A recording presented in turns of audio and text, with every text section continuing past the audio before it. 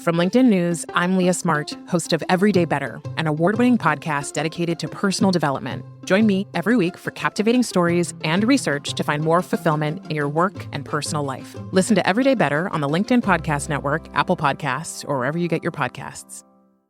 Break language barriers instantly by translating up to 44 languages in real time with the HP AI PC, powered by the Intel Core Ultra processor. With the right tools, work doesn't have to feel like work. Learn more at hp.com/AI PC. Hey, I'm Kwame Christian, and you are about to step into the world of Negotiate Anything, the #1 negotiation podcast in the world, where we teach you how to make difficult conversations easier while getting more of what you want in the process. Each episode is packed with practical tips and strategies from the experts. We delve into negotiation, conflict resolution, and leadership skills that are crucial in both business and in life. Whether you're closing a deal, managing a team, or navigating personal relationships, Negotiate Anything provides you with the tools you need to succeed. Our conversations are real, relatable, and most importantly, rooted in practicality. So if you're ready to transform your conversations and elevate your negotiation skills, join me on Negotiate Anything. Subscribe and listen on Apple Podcasts, Spotify, or wherever you love to listen. Let's make every conversation a winning negotiation. Lisa, thanks for joining us today. It is such a pleasure to be with you. Yes, it is a pleasure to have you, my friend. So how would you get us started by telling us a little bit about yourself and what you do? Well, probably the best thing I'm known for is actually the best thing I've done is have children, but that's another issue. But the thing that I'm best known for professionally is I'm the author of several books, including Selling with Noble Purpose. And the subtitle of that book is really the focus of my work that I do with companies around the world. The subtitle is How to Drive Revenue and Do Work That Makes You Proud. So our whole consultancy is around helping organizations, particularly big sales teams, produce the revenue that they need while at the same time doing meaningful, noble purpose work. This is really, really great. And everybody will have a link to Lisa's book and her company in the chat, in the description of this episode. And Lisa, I think what would be a good place for us to start is just chatting about that subtitle, because that is a really interesting and unique approach to selling. Well, it's interesting because the data tells us that salespeople that have a purpose bigger than money, who want to go beyond closing the deal, who truly want to improve life for their customers, actually outsell the salespeople just focused on targets. And we've all probably experienced that from the buyer side, where we've had someone who truly cares about us and we can feel the difference and the challenges. And so I started doing this research about 12 years ago. And the data was really clear that these sales people who had this different true north, this noble purpose, they didn't want to just help the buyer. They actually wanted to improve life for the buyer. And there's a nuanced difference there that counts for a lot, which I'll get to in a second. But what the research showed is those people sold more. And it was kind of counter to what you might think. But because so often salespeople are told, hit the number, hit the number, hit the number. We got to close this deal. What's it going to take to get this deal over the line? I mean, you're the American Negotiation Institute, and it's probably born out of every leader that says, we got to get this deal over the line. How are we going to do this?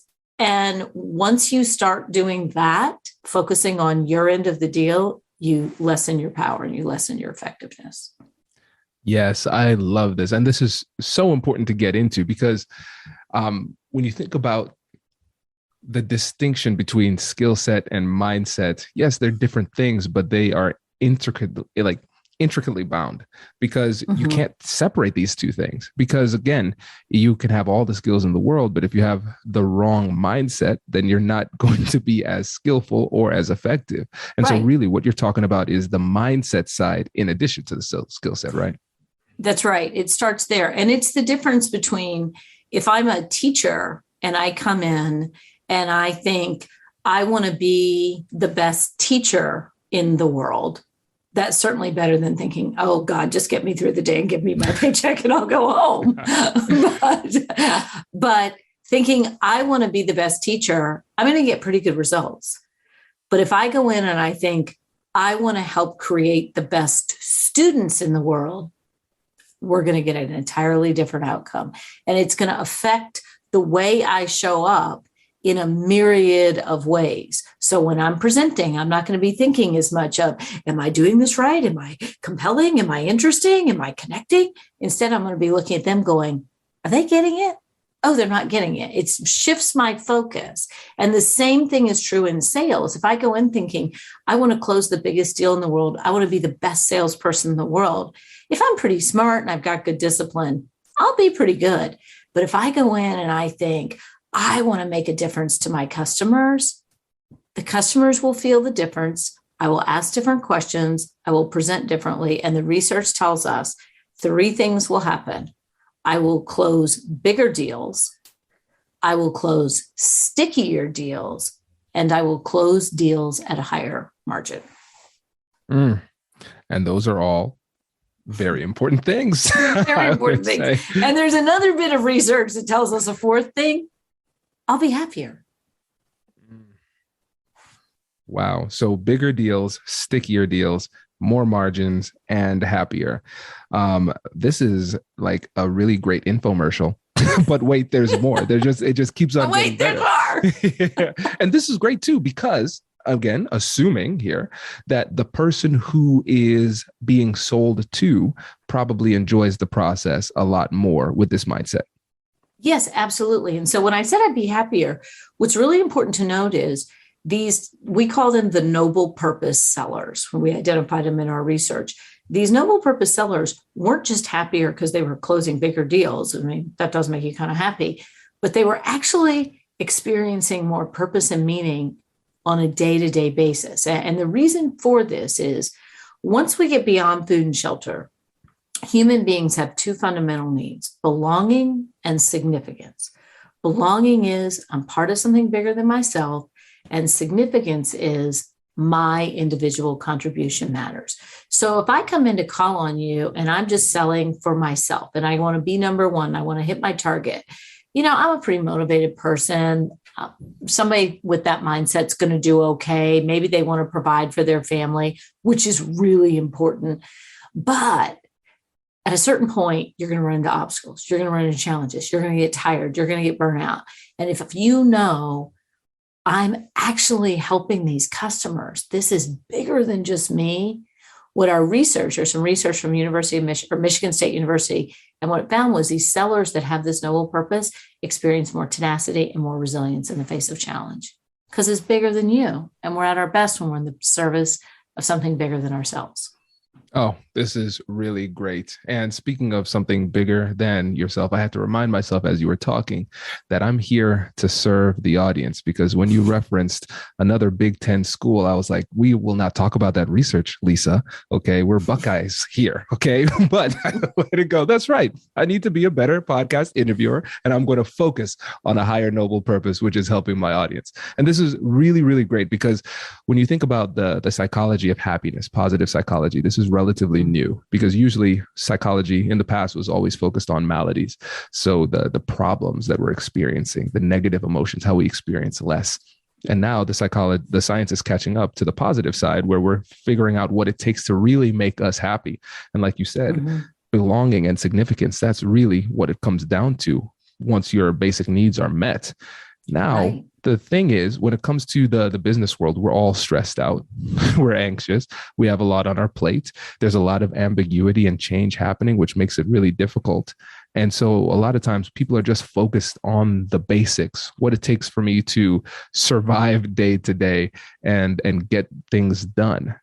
Now, when you have busy professionals like that, and they're in a field that is more transactional or seems more transactional, how do you create a noble purpose within somebody who is maybe just coming for the money? Humans are complex. We have a lot of emotions and they're all mixed up. And there's nothing wrong with wanting to make a living for yourself or your family. And there's nothing wrong wanting to make a lot of money. And so I want to tell you how the money and the meaning are actually very connected. So you mentioned that the positive psychology is just getting there. Well, if you think about psychology is finally catching up with the poets and the mystics and the filmmakers. Go back and watch that old movie, It's a Wonderful Life.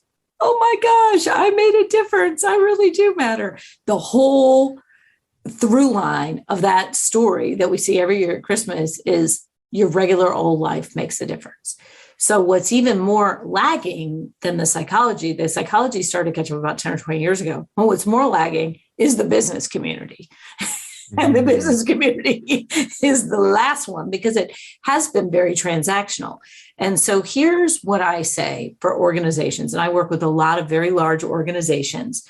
If people are already buying from you, you have a noble purpose. You just need to name it and claim it. So unless you're selling, I don't know, crack, or you're lying or whatever, you have a noble purpose, because the noble purpose is the impact you're having on customers.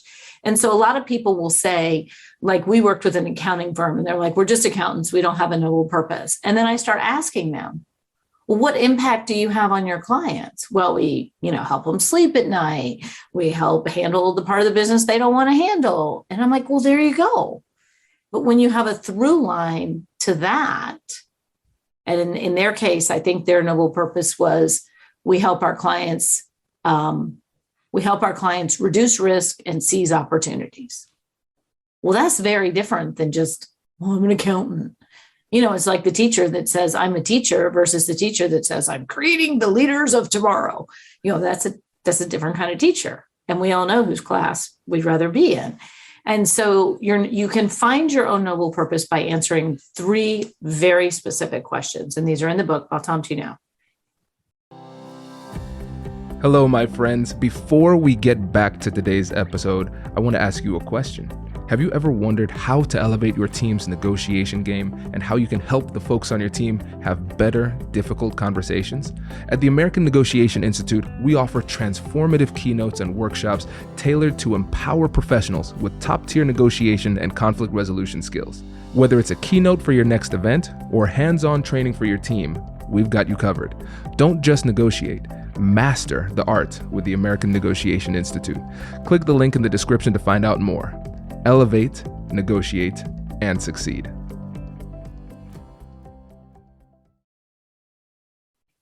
Introducing the HP AI PC, your powerful AI assistant.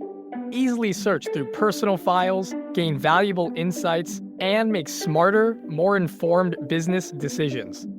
Unlock the future of work today with the HP AI PC, powered by the Intel Core Ultra processor. With the right tools, work doesn't have to feel like work. Learn more at hp.com/AIPC.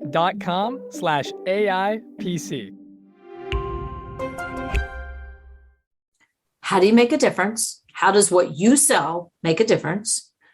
Number 2, how do you do it differently than your competition? And maybe you have some feature differences, or maybe you just care more. Maybe you're nicer. Maybe you're more thorough. How do you do it differently? And then the third question is, on your best day, what do you love about your job? And you are creating the story about why you're working and what impact it has. And unless a lot of the people listening to this are independently wealthy, you're going to work tomorrow. So the best thing for you to do is, the research tells us, if you can focus on those 3 things, how do I make a difference? How do I do it differently in the competition? On my best day, what do I love about my job? If you can knit together a narrative around that, and that becomes a story you tell yourself, you will become more successful. You will have better relationships with your customers. You'll enjoy your job more. This is great, Lisa. I really appreciate this. And I appreciate that you used an accounting firm as the example, especially as a lawyer here too, because it's easy, especially when you're in a technical field or a financial field or something like that, to just say, purpose. No, that's not what we do. We're about the law. We're about the numbers. We're about the data. That's really it. And I love the fact that you're pushing people to dig a little bit deeper to find that purpose, because it's there if you look. It's there if you look. And I will also tell you, so I used an accounting firm for one example. We also work with a concrete company. And if you think that concrete is not important, you try living your life without concrete. It holds up half the world, literally. And so as you think about this, and I know your emphasis is on negotiation, so often when we get into a negotiation, it is because the client is telling us you're a commodity. You are a commodity, and there's no difference from you to anybody else. And so if you're a commodity, well, I'm just going to get the lowest price I can. Who wouldn't?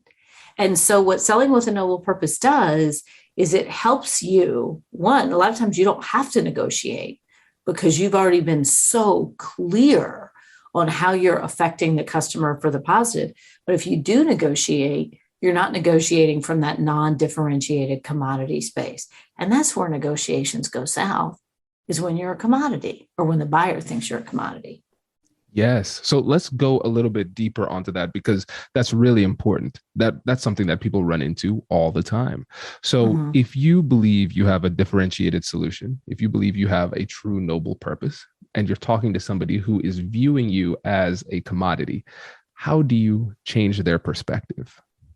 So the best way you change their perspective is questions.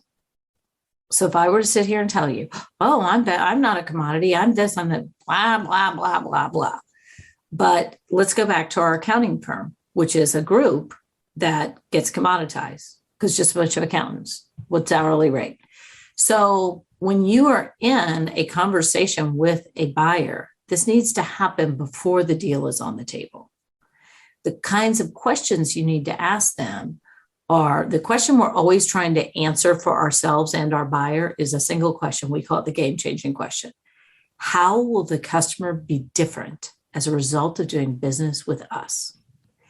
And so the way you get the answer to that question as a seller, as someone who's trying to, proactively secure a contract, is you start asking them questions like, well, when your accounting is working for you, what impact does that have on the business? When there are mistakes, what impact does that have? When when you are working with a firm that you have complete confidence, what effect does that have on your ability to do the other things in your business? If you have to call your firm every week, is that a good thing? Does it give you more confidence? Does it give you less confidence? And so what you're exploring with your buyer is what I call the ripple effect, the outer edges of the things you're doing. So we'll go back to that old movie, It's a Wonderful Life. And that was all about the outer edges of what he was doing. It was, oh, we gave you a home loan. And that was more than just a home. That acted as a centerpiece for you to have prosperity as an immigrant for your family. Just when we get into this, like we get into the concrete business, which you might think is the most undifferentiated business in the world. But when we start to look at what happens when the crew really knows what they're doing, what happens when the crew has a higher priority on safety than most people in the business, what happens when the team works faster than other people in the business, and those things all have an impact on the buyer. And that's what people pay more for. The challenge is people don't know, and they shouldn't have to know because they buy lots of stuff. Your thing is just one thing. Your job is to have that calm, non-pushy, assertive, but not aggressive. Assertive is on behalf of me wanting to help you. Aggressive is on behalf of me wanting to help myself. So we want to have that assertive conversation with the buyer where we're asking questions like, well, what impact does this have on everything else in your business? Well, what effect does it have when you do this well? What about when you don't do this well? And they might not have thought that through. And just by having that conversation with them, you're adding a lot of value. This is really helpful because, and tell me if I'm following here with this, Lisa, because when we're talking about how to decommoditize yourself in the market, you're asking these questions in order to help the prospect understand the difference between you and other companies based on the impact of your product. On the impact. That's right. Yeah. And it's not just the different, we have a full service team. They're only available during working hours. Now, if I know that that's one of our advantages, I ask, do you ever have problems outside of working hours? What kinds of problems do those problems cause you? And I got to be ready because their answer may be, We never have problems outside of working hours because we don't work outside working hours and no one ever calls in here and it's no problem. Okay, well, guess what? That is not a benefit that they're going to care about. So I'm not just promoting my benefits. And there's a nuance here that I want to make sure people hear. I'm also not doing that old school manipulative sales thing. Wouldn't it be helpful to you if you had someone that could help you outside of working hours? That would be awesome, wouldn't it? Like that. Come on. People are too smart for that. I'm very sincerely, authentically saying, what kinds of problems do you encounter outside working hours and what impact do those have? Yeah. I'm truly asking from a place of curiosity. Now, my questions are often the area that I'm going in for my questions is often determined by the things I know I can do, but I'm still open to the answer. So one of the metrics that we move in organizations is employee engagement. And so I always ask, what's your sales turnover? What's your sales leadership turnover? What's your time to profitability for a rep? What do you want it to be? Why are people leaving? Why are managers leaving? What are they leaving for? What does that cost you? Because I know that's one of the areas I can affect. But if someone says, no one ever leaves, they're all wildly profitable, and we have no problem with turnover whatsoever, then I know, well, that's not going to be helpful. Right. Oh, this is good. This is very, very helpful. So now let's say, Lisa, we're in this conversation. We're asking great questions. Sometimes conversations go off track. Yeah. How is it that you reset yourself in the middle of a negotiation or difficult conversation and right the ship? So one of the things that you have to be aware of if you're negotiating large contracts, one of the things that organizations do is they often separate out the buying function from the contract signing and the procurement function, because the buyer knows, the user knows what they need. The procurement people count on the buyers to vet all the people, and then they know any one of these three people will be fine. My job is to get the lowest price. So one of the things that you want to do when things start to go sideways and they start to, if you are with someone who's really aggressive in procurement, and oh, by the way, say a bless their heart to them, because that seems like a terrible job. But one of the things that you want to do is you can call a timeout. If things are really going badly sideways, you can say in full authenticity and transparency, I want to pause this here because it seems like it's all becoming about the purchase price, when in reality, the value of this is in the usage. And we seem to kind of lost that conversation. And you got to have done your homework with your buyers, with your users to say, I want to go back to that, because as we try to whittle this thing down, the only way for me to do that is to give up some things that the users said were very valuable to them. So I'd like us to go back to that conversation about why this is important and what impact it's going to have. Because I feel like we're commoditizing something that's not really a commodity. Oh, that's very good. And something that I think would be helpful for the listeners is a little role play, a soft role play. And so imagine if I was. So am I the buyer or are you the buyer? I'll be the buyer. And I knew you were going to do it this way. Oh, this is karma. Come back to me. We do role plays all the time. We do Zoom training all over the world, not training on how to use Zoom, but via Zoom. And we always put people in breakouts and role plays. This is coming back to me. Okay. I'm taking one for the team. We do it too. So this is great. It's fun for me too. So we'll see how I do. Let's say I'm buying accounting services, since we were just on that, and I'm vetting you against some other people, and I'm trying to commoditize you. So let's say we've had a couple of conversations. I've told you my needs and wants and things like that. And now I'm trying to play hardball and focus on the price. And let's make up a price. Let's say a retainer of $10K a month, something like that. Okay. Cool. And so, all right, Lisa, I really appreciate the conversations thus far, but I have to tell you, we are in conversation with a number of other really reputable firms, and your price point is the highest. So what I'd love to work with you, but with other prices so much lower, I feel obligated to go to them. So what can you do with your price? Well, I'm not surprised that ours is higher. To be honest, it almost always is. So in our conversations with them, we can talk about the price in a second. What I'd be most interested to talk about is how do our services stack up to theirs?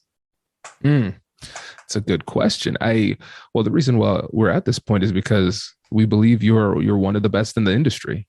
So we are. Yeah, we have no question about the quality of services. Good. Then it means our conversations have gone well. In terms of the price point, like I said, I'm not surprised we're one of the most expensive. We almost always are. And it's because we're the best. And I guess the thing that I would ask, and you're looking at accounting services. So the last thing you want to do is waste money on something that's designed to save you money. It doesn't make any sense. And I know that budgets and dollars are real. So the thing that I would be comfortable going back and doing, and I'm looking at my notes from some of our conversations, because I think you're going to have to make the case for the rest of your partners about why you made this decision and why you went with the highest firm. So when I look back over my notes, there were a couple things that really stood out to me here.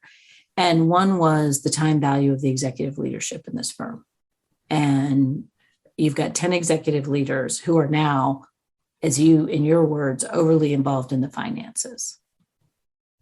And that's not just their time, but what would they be doing instead? And so one of the things that I would say, the reason we charge the rates that we do and we have the reputation that we do, is I want to make sure that your executive leadership is thinking about the next app, not the doggone accounting, and not the finances. So that's one thing I would say, about this. And the other thing that I would say is, since you are making a switch, you and I talked about how difficult it was to make this switch in something as significant as accounting practices. And one of the things I'll tell you about our firm, we typically have clients for life, because just the act of making a switch is costing you thousands and thousands of dollars. And you know that. To take the time to vet firms, to hire a new firm is costing you thousands and thousands of dollars. And so when you go with us, you can have a lot of confidence that you won't have to make a switch again. So those are just a couple of things that I would say. But I think what would be important for us is to have a conversation about what would make it worth it for you. Because I can tell you our fees are our fees, and they're there for a reason. Oh, this is so good. I was just sitting here scribbling all of these notes down, Lisa. This is really great. That was on the fly, so I hope I did okay. Yeah, you did well. It's almost like you wrote the book on this or something. Kind of strange. Yeah, right? Almost. But one of the things I want to draw people's attention to in that was that would not have worked if I had not drawn those things out earlier in the conversation. I cannot emphasize this enough. You know it. You teach this. The negotiation doesn't go south at the negotiation phase. The negotiation goes south when you did not uncover the true value in the discovery phase. There's so much depth here to go through. And so I like one of the things that was really powerful, that was subtle but significant, was how, I don't want to say casual, but more matter of fact you were with the response. You're really expensive. Yeah, I know that. We get that all the time. And here's why. Yeah, you're just owning it, right? And a lot of people shrink at that point of the conversation. Oh, well, and they start to feel like they get on the defensive. Yeah. You can see it in their body language. You can hear it in the tone. And for expert negotiators, it's like blood in the water. It's like, oh, I sense weakness. Now I can push, because they are not confident in their own pricing. That was really good.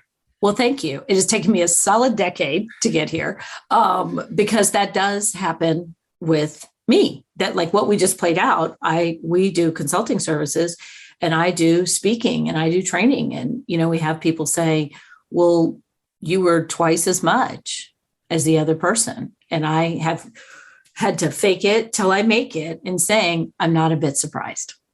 We typically are, with a smile on my face, because I also, and this is a fake it, maybe to use the phrase of Amy Cuddy, a fake it till you become it. because we do cost more. And I'm confident you get a 10x return. But I had to kind of get myself there. And so the phrase that really helped me was when they say, you're more expensive, to say, oh, I'm not a bit surprised, we usually are. Yeah. Oh, I love that a lot. I will be letting my sales team know because we run into the same thing. And it's, again, like I said, the natural tendency is to shy away from it, but I like leaning into it with strength. And the other thing that you did was you, again, focusing on the impact as it relates to them. You used their own words. And so, yes, you said, yes, we have a great reputation. We know we can deliver this return. But then you were citing your sources, and your source was the person that you were talking to. Something that you said earlier was this. You mentioned that. In our previous conversation, you said X, right? And so you're demonstrating that you respect them by listening. And then you're also demonstrating essentially that there is an internal conflict that is happening within them, because there is a part of them that knows that you have what they need. And then there's another part of them that feels almost obligated to attack the price, negotiate it down. Right. Right. And if you notice, if I had just gone in and on my discovery, and I had the benefit of being able to make this up, but if I had just gone in on my discovery and said, how much are you paying for accounting services now? How much do you want to be paying? What kinds of services are you using? If all of my discovery questions had just been around my product offering, I would not have what I need to negotiate. But instead, what my questions are about are things like, and I know this from working with an accounting firm, how much time do senior leaders in your company spend on the financials? How good are they at it? What else would you rather than be doing? So I'm asking those types of questions, which are, the nuance here is they are not about me, but they are about you, but the areas I can impact. And that's the nuance, because people usually ask around their product area, which is how much are you paying? What are you using now? How's it working for you? Blah, blah, blah, blah, blah. But what I want to get to is the impact. Because you might not have even thought that through. I mean, how many people think, gosh, I got all my senior leaders spending 2 hours a week on financials. And oh, by the way, it sucks the life out of them. And they have to go, chit chat with their colleagues for an hour afterwards because they hate looking at those doggone reports. Well, that's 3 hours that some smart person on my team could have been out meeting with a customer. That's the opportunity cost of that. Yeah, this is great. And like you said, that's not something that people immediately think of. They don't think about it. You have to do the work, laying the foundation in the early stages of the conversation to learn, empathize, understand, and hold on to that so you can provide a better solution and respond later on in the negotiation as well. I just recently did a big renovation on my house, and it was a 6-figure renovation. So it was big. And I bought an older home, and I knew I was going to have to do it when I bought it. And I had 2 contractors in here quote me. And I told them both, just to be clear, the one who wins this is not necessarily the lowest price. I said, the money matters, but I am really picky. I want this thing to look great. And what I like to say is, I'm the pickiest woman alive, price accordingly. And I said, and I want someone who's going to be excited about this project. And I want this to be fun for me. I want this to be fun and exciting for me.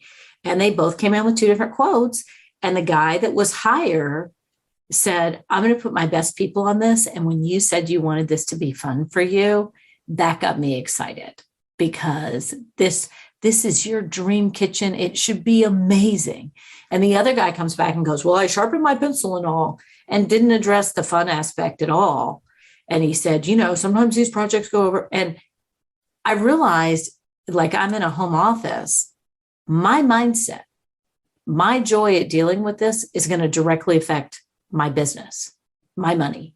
If I'm like all dealing with this, and I went with the higher price guy, because I knew the time value for me, if every time I deal with this thing, I have to come back and have 3 glasses of wine to get over it. Well, what's that going to do for me? So true. So true. I love this, Lisa. This was really, really helpful. And before you go, can you let the listeners know again about your books, your company and how they get in touch with you? So there's two things you can do. One, you can follow me on LinkedIn. Lisa McLeod, McLeod. Follow me on LinkedIn because I do a LinkedIn Live every Friday at noon. I do LinkedIn Learning Monday Motivation. So follow me on LinkedIn, you'll get all that. The second thing you can do if you are a salesperson is Google Selling with Noble Purpose and buy the book, because I'll tell you, it is the second edition of the book. And what we did in the second edition was we included all these really practical examples that people can use, because so often you read these books and they're very theoretical, which is helpful. But I included lots of examples from banking reps, concrete reps, accounting reps, pharmaceutical reps, so that you can say, oh, that's how they did it, and sort of insert yourself into it. This is great. Lisa, really, really appreciate this. Thanks so much for joining us. Oh, it was just my pleasure. Thanks. Congratulations! You've just joined an elite club. By listening to a full episode, you're now officially on the Negotiate Anything team. So welcome aboard. What most team members do is they subscribe to the podcast because that allows them to automatically get the latest episodes of the show. The best things in life lie on the other side of difficult conversations. Keep learning, keep practicing, and keep getting better. Your relationships will improve, your career will soar, and you'll have the confidence you need to get the most out of these crucial conversations. Again, thank you for joining the team. We're excited to have you, and I will see you in the next episode. I'll catch you later.